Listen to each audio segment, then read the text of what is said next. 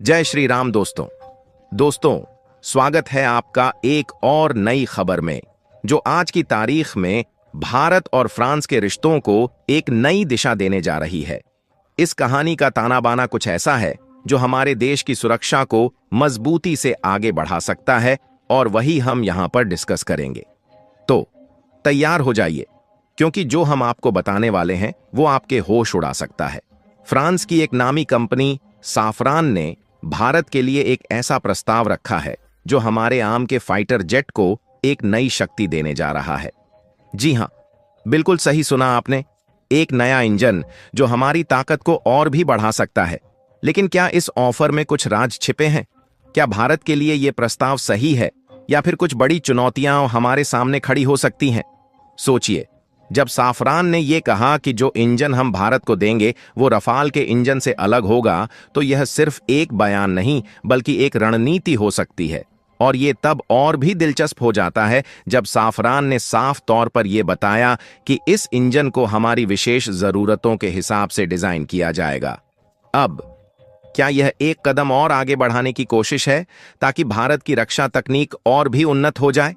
लेकिन कहानी में ट्विस्ट तो तब आता है जब हम जान पाते हैं कि अमेरिका से जो हम डील कर रहे थे वह अब कुछ अलग ही मोड़ ले चुकी है। अमेरिका ने हाल ही में कहा था कि जो डील हमने साइन की थी उसमें अब कुछ अतिरिक्त पैसे चाहिए, और फिर वही सवाल उठता है, क्या भारत को अब एक नई राह की तलाश करनी चाहिए? और फिर आता है फ्रांस का यह प्रस्ताव जो न सिर्फ भारत के लिए एक सुनहरा मौका बन सकता है, बल्कि यह भारत और फ्रांस के रिश्तों को और भी मजबूत कर सकता है। इस ऑफर में सिर्फ एक नया इंजन नहीं है, बल्कि इसके साथ है वो तकनीकी अधिकार जो भारत को पूरी तरह से आत्मनिर्भर बना सकते हैं। तो दोस्तों, इस ऑफर को लेकर आपके क्या विचार हैं? क्या भारत को इस सुनहरे मौके को हाथ से जाने नहीं देना चाहिए? क्या यह सही समय है जब हमें फ्रांस के साथ इस रणनीतिक साझेदारी को और भी मजबूत करना चाहिए? और क्या ये भारत के लिए नए सैन्य ताकत की शुरुआत हो सकता है? अब अगर हम इस पूरी स्थिति पर गहराई से नजर डालें तो साफरान का प्रस्ताव भारत के लिए सिर्फ एक इंजन देने का मामला नहीं है, बल्कि यह एक बड़ा खेल हो सकता है। इस डील को लेकर जो बातें सामने आई हैं वो सीधे तौर पर भारत के भविष्य के रक्षा रणनीतियों से जुड़ी हुई हैं। फ्रांस का यह कदम एक संदेश भेजता है कि वो सिर्फ एक विक्रेता नहीं बल्कि एक सशक्त साझीदार बनने की ओर बढ़ रहे हैं। इस पूरी डील में जो सबसे दिलचस्प पहलू है वो यह है कि साफरान ने इंजन की डिजाइनिंग को पूरी तरह से भारत के हिसाब से तैयार करने की बात की है। यह केवल एक सामान्य तकनीकी बदलाव नहीं है, बल्कि यह भारत के सैन्य प्रोग्राम को एक नई दिशा देने वाला कदम हो सकता है। इसका मतलब यह है कि भारत के पास अब न केवल तकनीकी शक्ति होगी बल्कि खुद के रक्षा उपकरण बनाने की क्षमता भी होगी। यह किसी भी देश के लिए एक लंबी अवधि में बेहद अहम साबित हो सकता है, क्योंकि खुद की रक्षा तकनीक बनाने से सुरक्षा के मामले में आत्मनिर्भरता आती है। अब बात करते हैं अमेरिका की डील पर। अमेरिका के साथ जो चल रहा है वह एक बारीक खेल है।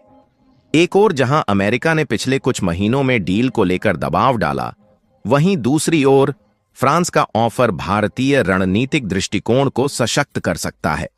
यहां पर यह भी समझने की बात है कि अमेरिका, जो खुद को रक्षा तकनीक का सबसे बड़ा सप्लायर मानता है, वह भी भारत के साथ अब तक कुछ न कुछ शर्तों के साथ डील कर रहा था। लेकिन अगर हम फ्रांस की ओर देखें तो उनका यह प्रस्ताव भारत के लिए न केवल सस्ते में बड़ा लाभ दे सकता है, बल्कि भारत को अपनी रक्षा जरूरतों को बेहतर तरीके से पूरा करने की दिशा भी दिखा सकता है। साफरान द्वारा प्रस्तावित इंजन की पावर और उसकी डिजाइन में जो फर्क बताया जा रहा है वह भारत के रक्षा कार्यक्रम में एक नई ऊर्जा जोड़ सकता है।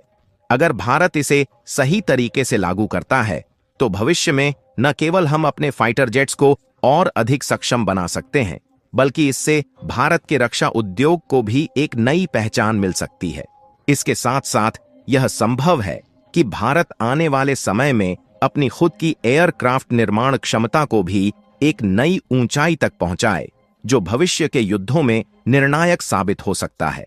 इसी तरह यह फ्रांस और भारत का समझौता शायद एक शुरुआत हो जो दोनों देशों को रक्षा क्षेत्र में और भी मजबूती से जोड़ सकता है। यह समय भारत के लिए उपयुक्त हो सकता है क्योंकि हम पहले ही जानते हैं कि अंतर्राष्ट्रीय राजनीति में सुरक्षा एक बड़ी भूमिका निभाती है, और यदि भारत फ्रांस के साथ मिलकर अपने वायुसेना कार्यक्रम को और अधिक सक्षम बनाता है तो वह भविष्य में खुद को एक मजबूत और आत्मनिर्भर राष्ट्र के रूप में स्थापित कर सकता है। आगे आने वाले समय में इस डील का असर सिर्फ भारत के रक्षा क्षेत्र पर ही नहीं बल्कि उसकी अंतर्राष्ट्रीय स्थिति पर भी गहरा प्रभाव डाल सकता है। फ्रांस के साथ इस समझौते का एक बड़ा प्रभाव यह हो सकता है कि भारत अपनी रणनीतिक स्वायत्तता में एक कदम और बढ़ सकता है। अगर यह तकनीकी साझेदारी सफल होती है तो भारत भविष्य में रक्षा मामलों में और अधिक आत्मनिर्भर हो सकता है, जो उसे वैश्विक मंच पर एक मजबूत स्थिति में लाकर खड़ा कर सकता है। इसके साथ ही फ्रांस और भारत के बीच इस सहयोग के बढ़ने से और भी देशों के लिए भारत एक आकर्षक रक्षा साझीदार बन सकता है। दूसरे देश जो अपनी रक्षा आवश्यकताओं के लिए पारंपरिक रूप से अमेरिका या रूस पर निर्भर रहे हैं, वे अब भारत की ओर देख सकते हैं, विशेष रूप से अगर भारत की तकनीक और क्षमता साबित हो जाती है। यह भारत के लिए एक बड़ा अवसर होगा जिससे उसका रक्षा उद्योग भी अंतर्राष्ट्रीय स्तर पर पहचान बना सकेगा। इसके अलावा जैसे जैसे भारत अपनी खुद की रक्षा तकनीक पर ध्यान दे रहा है, वह अपने संसाधनों को बेहतर तरीके से इकट्ठा कर सकता है और अपनी सुरक्षा को भी सशक्त बना सकता है। इस सब का सबसे बड़ा फायदा यह होगा कि भारत अपने सुरक्षा मामलों में और अधिक स्वतंत्र हो सकता है, बिना बाहरी दबाव के। भविष्य में अगर यह साझेदारी सही दिशा में बढ़ती है तो भारत की शक्ति और प्रभाव क्षेत्र का विस्तार हो सकता है, जो पूरे एशिया और उससे बाहर भी महसूस किया जा सकता है।